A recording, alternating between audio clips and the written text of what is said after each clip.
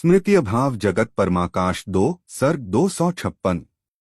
हे राम, प्रथम तो तुम यह देखो कि ज्ञानी को जगत नहीं भासित होता, तब स्मृति किसको कहिए। उसको तो केवल ब्रह्मसत्ता ही भासित होती है।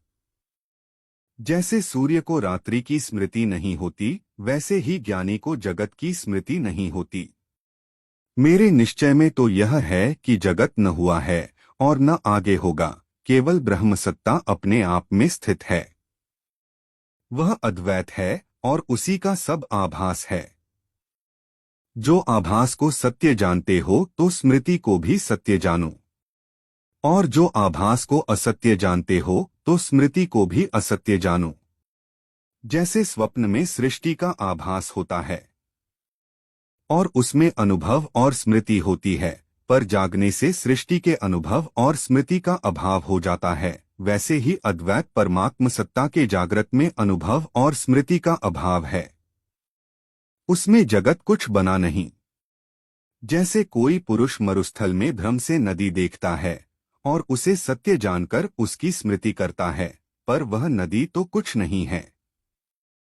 जब नदी ही असत्य है तो उसकी स्मृति कैसे सत्य हो। वैसे ही अज्ञानी के निश्चय में जो जगत भासित हुआ है, वह जगत ही जब असत्य है तो उसकी स्मृति और अनुभव कैसे हो।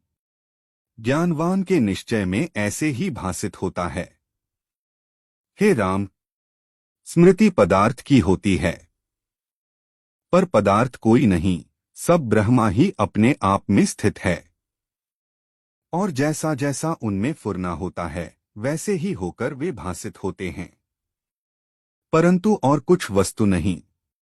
जैसे वायु चलता भी है और ठहरता भी है, पर चलने और ठहरने में वायु को कुछ भेद नहीं, वैसे ही ज्ञानवान को जगत के फुरने या न फुरने में ब्रह्मसत्ता अभेद भासती है और कारण कार्य नहीं भासित होता है। जैसे पत्ते, टहनी, फूल और फल सब वृक्ष के अंग हैं, वैसे ही जगत आत्मा के अंग हैं। आत्मा में प्रकट होते हैं और फिर आत्मा में ही लीन भी हो जाते हैं, भिन्न कुछ नहीं।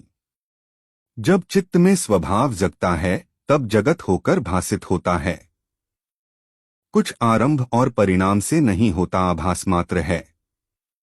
जैसे घटपट आदि आत्मा का आभास है, वैसे ही स्मृति भी आभास है। स्मृति भी जगत में उदय हुई है। जब जगत ही असत्य है तो स्मृति कैसे सत्य हो। जो यथार्थदर्शी हैं, उनको सब ब्रह्मरूप दिखता है। मुझको न कुछ मोक्ष का उपाय दिखता है और न इसका कोई अधिकारी दिखता है। मेरे निश्चय में अद्वैत ब्रह्मसत्ता ही भासित होती है।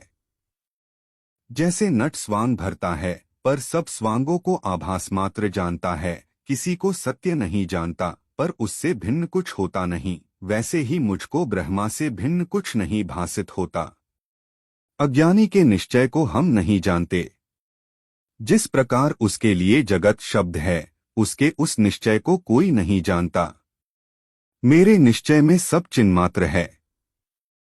अज्ञानी को जगत द्वैतरूप दिखता है और उसे विपर्य भावना होती है, और ज्ञानवान को चिन्मात्र से भिन्न कुछ नहीं भासित होती। जैसे स्वप्न की सृष्टि अपने अनुभव में स्थित होती है और सबका अधिष्ठान अनुभव सत्ता है, परंतु निद्रादोष से भिन्न भिन्न भासित होती है, वैसे ही अज्ञानी को जगत भिन्न भिन्न लगता है।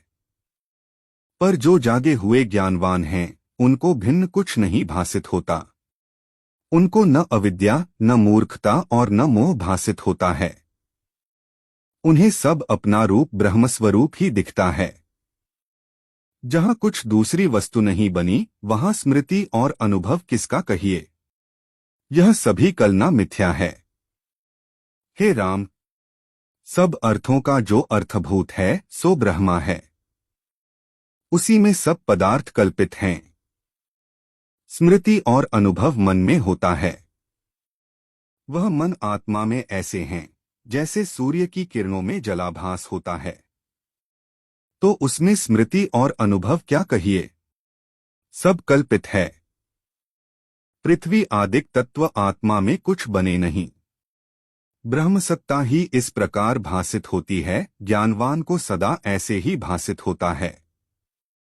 आभास भी आत्मा में आभास है और कारण कार्य भाव कभी नहीं भासित होता। जैसे सूर्य को अंधकार कभी नहीं दिखता, वैसे ही ज्ञानवान को कारण कार्य भाव नहीं दिखाई देता। जैसे स्वप्न के आदि में अद्वैत सत्ता होती है और उसमें अकारण स्वप्न की सृष्टि जग जाती है, वैसे ही अद्वैत सत्ता में अकारण आदि सृष्टि प्रकट हुई है। न पृथ्वी है और न कोई दूसरा पदार्थ है, सब चिदाकाश रूप है और कुछ बना नहीं, तो आभासमात्र जगत में स्मृति की कल्पना कैसे हो। इति श्रीयोग वासिष्ठे निर्वाण प्रकरणे स्मृति अभाव जगत परमाकाश वर्णनं नाम द्विष्टाधिक षट्पंचाशत्तमः सर्गः 256।